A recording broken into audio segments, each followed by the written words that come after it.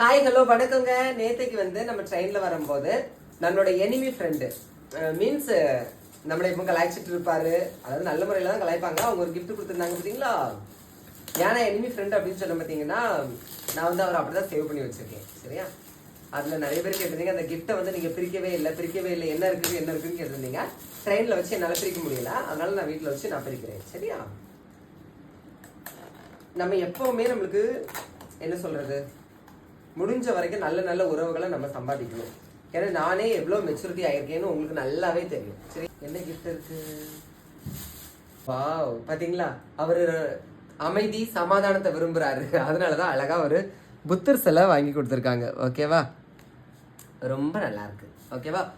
பார்த்துட்டீங்களா? இதுதான் அந்த கிஃப்ட்ல இருந்தது. சரியா? ஸோ முடிஞ்ச வரைக்கும் எல்லாருமே ஒவ்வொருத்தங்க இன்னொருத்தவங்க கூட அமைதியான முறையில் இணங்கி போறதுக்கான முயற்சிகளை பண்ணுங்க. சண்டை சச்சரவுகள் என்ன செய்யண்டா வேண்டாம். அதை வச்சு நம்மளால ஒன்றும் பண்ண முடியாது. ஓகேவா? இதை பார்த்துட்டு என்ன பண்ணலாம்? ஒரு பாட்டு உண்டு. சிவப்பிலே டிராகன் படமும் சிரித்திடும் புத்தர் சிலையும் வைத்தேனே வீட்டின் உள்ளே. ஓகேவா? இந்த புத்தர் சிலை எப்படி இருக்குங்கிறத மறக்காம கமெண்ட்ல சொல்லுங்க. அதை விட ஒவ்வொருத்தங்களோட அன்பு வந்து மிக பெரியதுங்க. முடிஞ்ச வரைக்கும் எல்லாருக்கிட்டையுமே அன்பு பாராட்டுங்க. பிடிச்சதா லைக் பண்ணுங்க. தேங்க்யூ.